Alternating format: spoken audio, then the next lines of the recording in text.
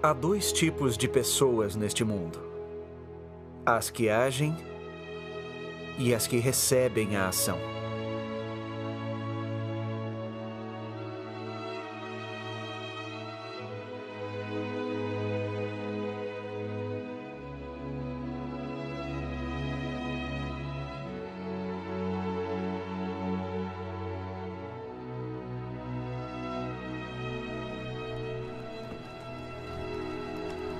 Meu pai, John Rowe Moyle, um lapidador, era uma pessoa que sempre agia. Ele e minha mãe, Philippa, se converteram por meio de um cartaz escrito por um inimigo da igreja. Ao lê-lo, meu pai ficou tão curioso que decidiu investigar mais sobre o assunto. Mas tenha certeza que tais acusações são falsas. Eu presto testemunho de que Eles Deus... aceitaram o batismo naquela mesma noite que foram ensinados sobre o Evangelho. No dia 11 de abril de 1856, a família partiu de Plymouth, Inglaterra, ao aceitarem o chamado para estabelecer Sião. Ao chegarem em Boston, viajaram de trem até a cidade de Iowa, onde meu pai esperava comprar um carroção para cruzar as planícies até Salt Lake. Porém, não havia mais carroções, então foi-lhes apresentada uma nova maneira de prosseguir a viagem.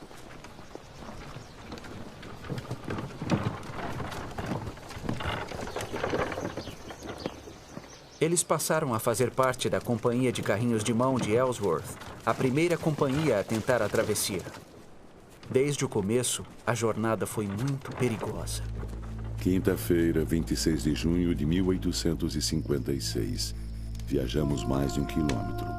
Estava muito quente. Cada pessoa recebia apenas 250 gramas de farinha por dia. Com tamanha fome, a morte logo passou a fazer parte da jornada. Os mais jovens e frágeis foram os primeiros a perecer. –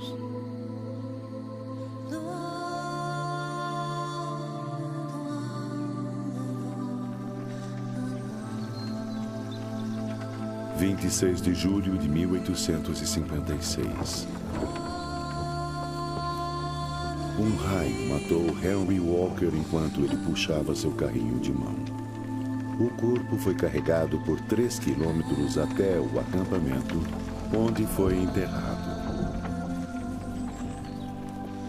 Suas palavras durante uma reunião de oração 2 ou 3 dias antes, ele dissera: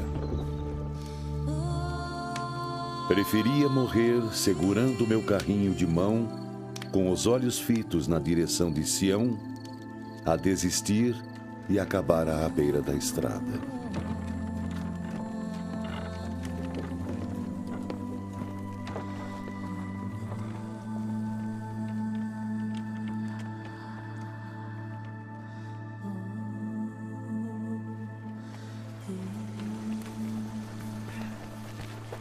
Meu pai foi uma grande força para todos da companhia. Stefan, vai ajudar os outros!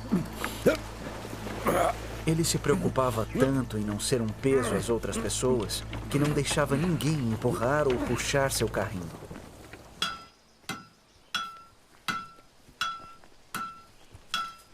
No dia 26 de setembro de 1856, finalmente chegaram ao Vale do Lago Salgado. Todos que viam o estado desolado da companhia logo percebiam que a jornada havia sido realmente perigosa.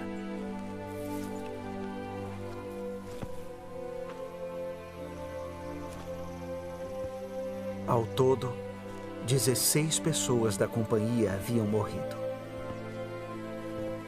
Um dos conselheiros de Brigham Young, Jedediah Grant, chorou ao ver as mãos de meu pai agarradas ao carrinho como garras de um pássaro.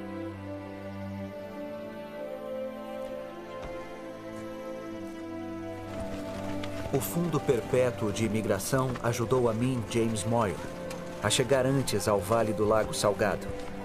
Meu pai ensinara-me a lapidar e eu havia trabalhado e guardado dinheiro para trazer minha família para a América.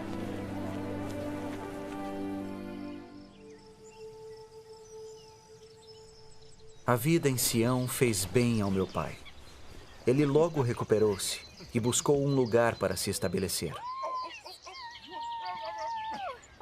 Após orar sinceramente, escolheu uma terra de 65 hectares que, apesar de constantes ameaças de ataques de índios selvagens, pumas e ursos, mais tarde transformou-se na cidade de Alpine, Utah. Ah, não quero cobras perto da minha casa.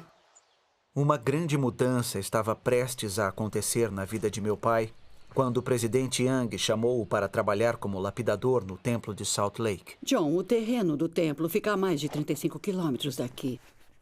Precisamos dos cavalos na fazenda. Como vai fazer para ir e voltar de lá? Você irá a pé? Casei-me muito bem, querida. Você é brilhante.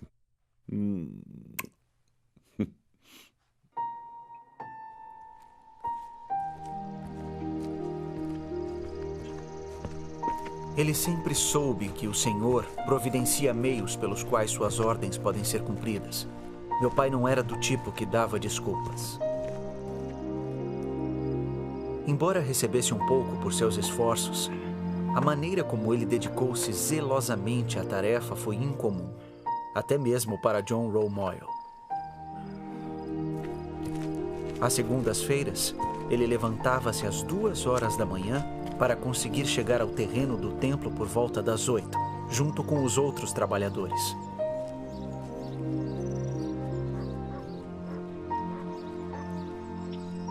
Eu era recém-casado e morava em Salt Lake. Meu pai ficava conosco durante a semana e depois iniciava a jornada de volta para sua casa ao terminar o trabalho na sexta-feira à noite.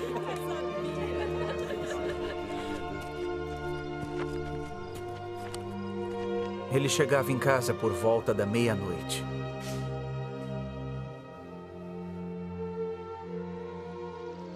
Sábado era o único dia que lhe sobrava para fazer todas as tarefas necessárias a fim de manter a fazenda de 65 hectares. Essa era a sua vida. Semana após semana, mês após mês, ano após ano. Por quase 20 anos.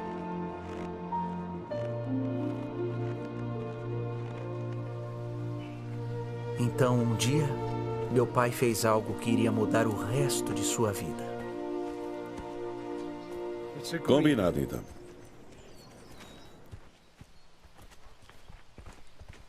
O nome dela era Velha Lindy e tinha vindo de um rebanho da ilha Antílope. Foi a primeira vaca que nossa família conseguiu comprar. Uma vaca que acabou ficando mais cara do que qualquer pessoa poderia imaginar. Meu pai estava trabalhando na linda escadaria circular do templo e voltou para casa mais cedo, a fim de ajudar a família nas tarefas domésticas.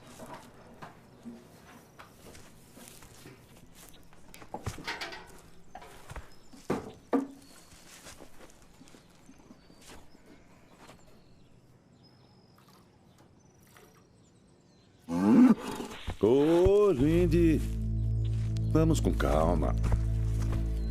Talvez meu pai estivesse impaciente com ela. Ou talvez ela estivesse apenas de mau humor.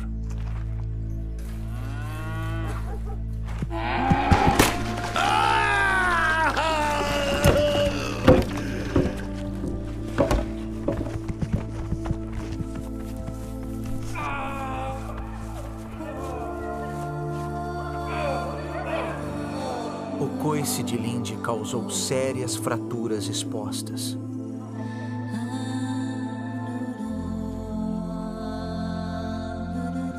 A única opção era a amputação.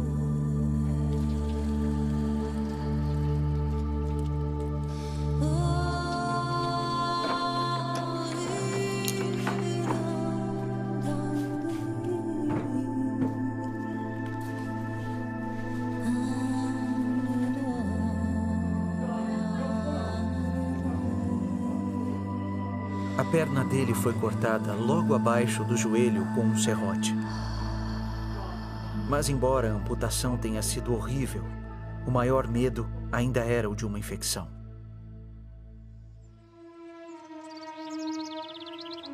A primavera chegou, mas a infecção não. Quando a perna começou a melhorar, meu pai pegou um pedaço de madeira e fez uma perna que tinha um engenhoso tornozelo articulável. Então, fez uma pequena concha na madeira e forrou com um pedaço de couro. Fez algumas tiras para colocar em volta da cintura e manter a perna firme no lugar. Apesar da dor, quando ele conseguia, colocava a perna de madeira e caminhava pela casa.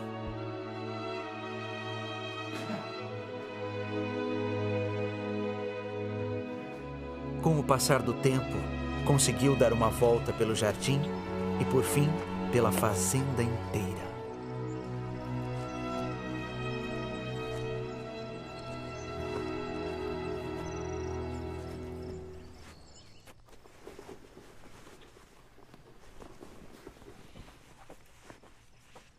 John, o que está fazendo?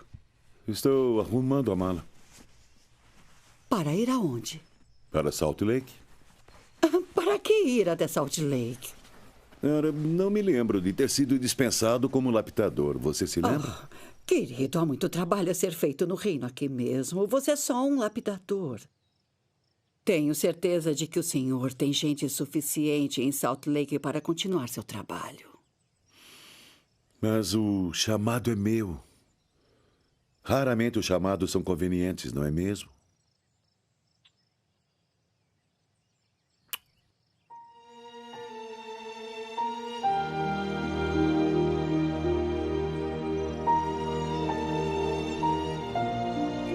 Para muitos, perder um membro do corpo seria como perder a vida. Mas não para John Romoyle. Para ele, enquanto conseguisse respirar, enfrentaria os obstáculos à sua frente.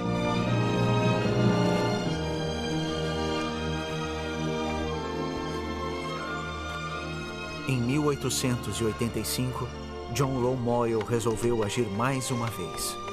Ele foi mancando pelos 35 quilômetros até o templo de Salt Lake e, com 77 anos de idade, subiu em um andaime de 30 metros de altura para continuar seu trabalho como lapidador do templo. Há dois tipos de pessoas na Terra. Observei meu pai por muitos anos. Ele era do tipo que agia.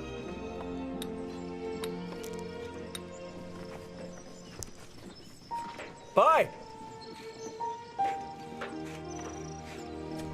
Te amo, pai!